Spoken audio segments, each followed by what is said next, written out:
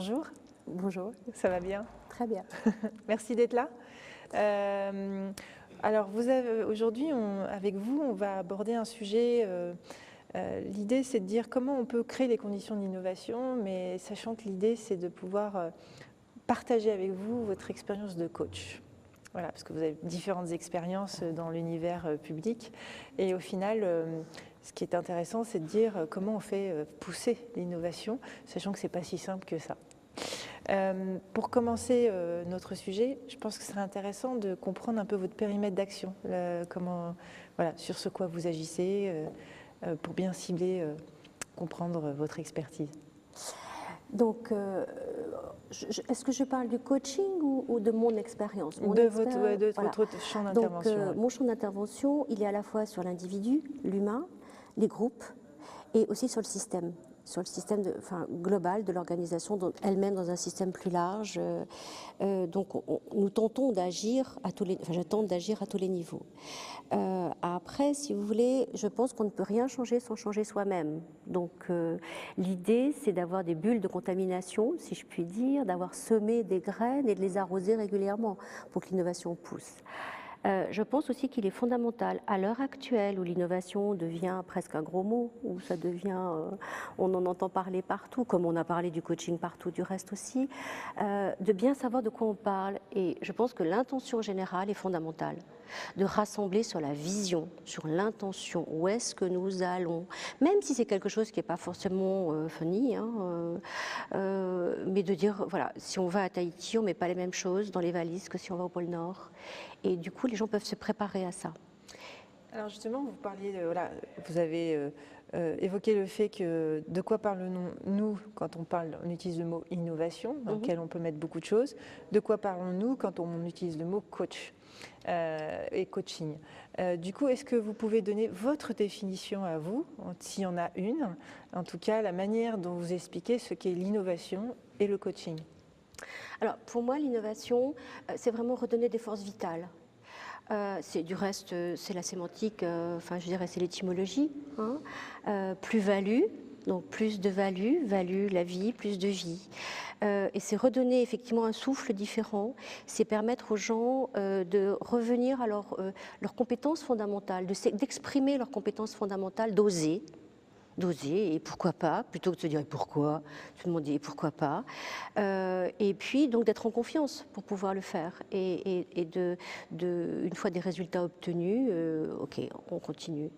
Mais c'est revenir à du bon sens, franchement, je crois. Tout le monde, nous ne serions pas là si nous n'avions pas innové depuis toujours. Le Néandertal serait Néandertal. Voilà.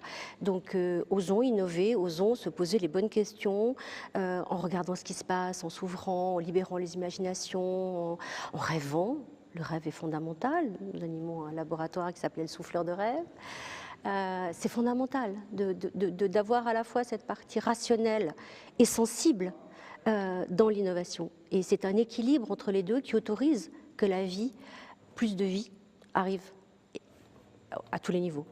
Donc vous êtes en train de dire qu'en fin de compte, l'innovation, c'est quelque chose de naturel, ce n'est pas nouveau, c'est quelque chose de continu, ça ira au-delà de nous et au final, c'est à la portée de tous. Je pense, oui. Alors le coaching. Alors le coaching, donc on en a beaucoup parlé, il y a eu une grande mode du coaching, les managers coach.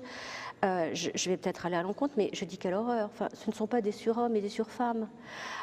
Déjà qu'ils animent l'intelligence collective dans leur équipe, qu'ils sont en capacité d'accueillir ce qui vient de leurs équipes, de se mettre en coopération, c'est-à-dire la mise en commun des compétences de chacun pour aller vers une œuvre commune et non pas exécuter une tâche. Et voilà, déjà ça donne du sens à quelque chose. Faire confiance, alors ça c'est pas facile, mais ça se construit, la confiance, et ça s'accorde, et je crois qu'on peut travailler dans les équipes sur qu'est-ce que la méfiance, la défiance, la confiance, de façon à vraiment parler de la même chose. Est-ce que ça veut dire que par rapport à vous, en tout cas votre définition que vous venez de partager et vos convictions, que être coach, c'est un vrai choix? C'est un vrai choix, et surtout c'est un métier. C'est un métier. Si vous voulez, pour moi, le coaching est un outil dans la transformation des organisations. si je suis venue au coaching, il y a déjà de nombreuses années, c'est parce que c'est un outil supplémentaire dans la transformation des organisations. C'est autoriser les gens à se mettre enfin, leur permettre, par le métier que nous avons, à se mettre en posture de réflexivité, de s'interroger sur eux-mêmes de façon bienveillante, constructive, et step by step, aller vers eux-mêmes. D'accord. Et donc le lien entre le coaching et l'innovation, du coup? C'est un outil qui va autoriser à libérer des forces, à aménager, à aménager des espaces de liberté, à se comprendre.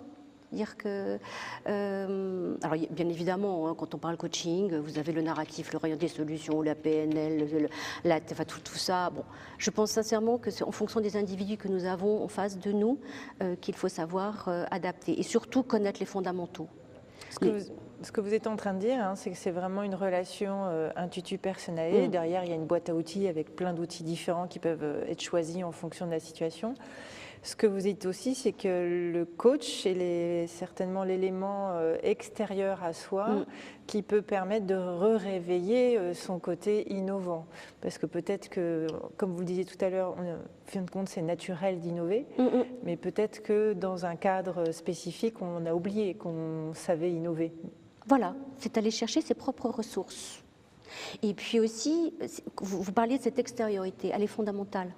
Dire que je ne pense pas que le manager puisse avoir cette extériorité, cette approche vraiment, alors que le coach, c'est son métier. Le coach a appris ça, le coach a fait un travail pour pouvoir rester extérieur, avoir cette objectivité, rester dans une approche très globale et systémique, intégrative, des problématiques qui se présentent à lui. Est-ce que vous auriez un ou deux exemples qui nous permettraient d'arriver à visualiser ce qui peut se passer entre un coach et une équipe de managers ou un manager qui a une problématique avec ses équipes et qui va générer, qui va faire pousser, comme vous disiez, hein, qui va faire qu'à un moment donné, ce jardin va se mettre en place et qu'il y a des choses qui vont se produire? Alors, j'ai un exemple qui est une des premières missions que j'ai eues dans la collectivité dans laquelle je suis en arrivant. C'était une équipe qui était en grève, gros problème, grosse histoire. Et donc, nous avons fait du coaching collectif. Par ailleurs, le manager était coaché par quelqu'un d'autre parce qu'on ne peut pas être sur tous les fronts.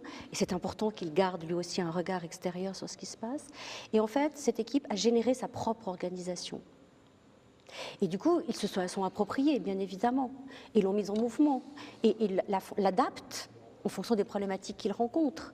Et s'autorisent à se dire, bah oui, peut-être que, et faire des recommandations au RH pour se dire, non, celui-là, il vaut mieux qu'il soit là, etc. Donc du coup, ça a créé une alchimie dans l'équipe. Bon, bien sûr, c'est pas pérenne à 100 ans, parce que les gens changent, il y a un turnover, mais voilà, ça a permis une organisation nouvelle, avec des pratiques différentes, ce que j'appelle un fonctionnigramme différent et un relationigramme différent. On parle toujours d'organigramme, l'organigramme, ça se pose. Voilà. Donc par contre, comment ça vit derrière, comment les gens se l'approprient, et c'est un coaching collectif qui l'a autorisé.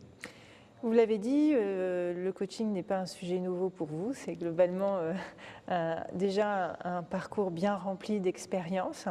On est en 2016, on a besoin de se projeter sur inventer de nouvelles règles de management. Il y a des choses qui ont déjà évolué, il faut encore des choses évoluer. C'est une attente qu'on sent globalement pour tout le monde, parce que l'environnement le demande, ne serait-ce que pour ça. C'est quoi votre regard au travers de toutes les expériences que vous avez eues passées par rapport à aujourd'hui? Est-ce que vous avez le sentiment qu'on est en panne d'innovation, qu'on est en surcharge d'innovation, qu'on est en sous-charge d'innovation? Comment vous ressentez les choses? Comment vous percevez les choses?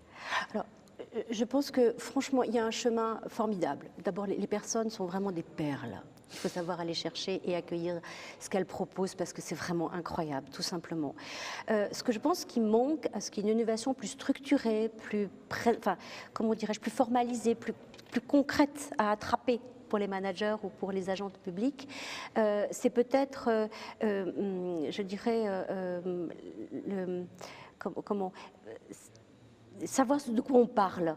Qu'est-ce que l'innovation vraiment? Voilà, qu'est-ce qu'on met derrière? C'est ça l'idée. Je ne voulais pas employer de gros mots. Donc c'est vraiment qu'est-ce qu'on met derrière, être bien d'accord sur ce que c'est. Ce n'est pas forcément le grand soir, ce sont des petits pas qui amènent vers autre chose. Et c'est peut-être une autre façon de se regarder, déjà ça commence par là. notre façon de s'accepter, ça commence par là. Et puis petit à petit, on déclenche autre chose. Et comme je dis, ça pousse, il y a une feuille qui pousse à droite, une feuille qui pousse à gauche, et on finit par faire un arbre. Ce que vous dites, c'est que, en fin de compte, le processus est là, il est continu, il est dynamique, il n'est absolument pas en rupture ou en ralentissement, il est là. Par contre, ce qui pourrait être l'axe d'amélioration, ce serait d'arriver à ce que ce soit plus concret, visualisable, factualisable, c'est-à-dire que pour le manager, peut-être d'avoir une vision plus claire de ce qu'il faut atteindre, peut-être, c'est ça? C'est ça que vous êtes en train de dire? C'est surtout le cadre de départ. Le cadre de départ. Quels sont les moyens que j'ai? Qu'est-ce que j'ai? Enfin, les moyens. Je ne parle pas de moyens financiers parce que je pense que, sincèrement que les restrictions sont source de créativité et d'innovation. Les grandes innovations se sont faites sous la contrainte, entre autres. Donc, c'est surtout de quoi je dispose, qu'est-ce qu'on attend, qu'est-ce que je peux proposer en fonction des citoyens, en fonction. Donc, cette approche globale, et qu'est-ce que je peux proposer et qu'est-ce qu'on attend de moi, et faire cette adéquation entre les deux. Cette espèce de poupée russe qui va autoriser à ce qu'on mette tout le monde dedans, de la grande à la petite, pour que ça fonctionne. Très bien. Juste une question un peu provocatrice par rapport à ça. Est-ce que vous pensez que même si vous attendez un cadre, c'est pas vous qui devez le créer? Ah non. Non, non, du tout, du tout, du tout. Si vous voulez, les choses appartiennent à ceux qui veulent les faire. Donc c'est à eux de les définir. C'est eux qui ont les ressources pour y arriver. C'est eux qui savent où ils veulent aller. C'est eux qui ont les citoyens en face. Voilà, nous ne sommes là, coach, que pour aller gratter un peu, proposer, poser la bonne question, mettre en réflexivité, aller les mettre face à une réalité, en fait. Voilà. Pour terminer sur notre sujet, si vous deviez, en quelques idées, résumer quels seraient en gros les clés ou les principes ou les éléments qui vous semblent créer la mayonnaise d'innovation, ce serait quoi? Alors je vais parler des gros mots, la confiance, etc. Donc ça, c'est pas très parlant. Par contre, je pense qu'il faut oser. Il faut oser, et puis peut-être changer de posture dans la... Alors ce mot bienveillance, pareil, on l'a mis à toutes les sauces, mais c'est vraiment cette capacité d'accueillir, de faire le silence en soi pour accueillir ce qui vient, et de le mettre en alchimie avec ce que l'on a soi-même pour le faire grandir, et libérer les paroles, parce qu'il y a vraiment des perles dans les paroles. Merci Cécile, c'était vraiment passionnant. Un dernier petit mot à adresser aux managers des territoires. Quel serait votre message que vous avez envie de transmettre? Alors je dirais, changez vous-même pour changer les autres. N'attendez pas qu'ils changent pour changer, premièrement. Et deuxièmement, osez. Très bien. Merci beaucoup Cécile. Merci. Belle journée. Vous aussi.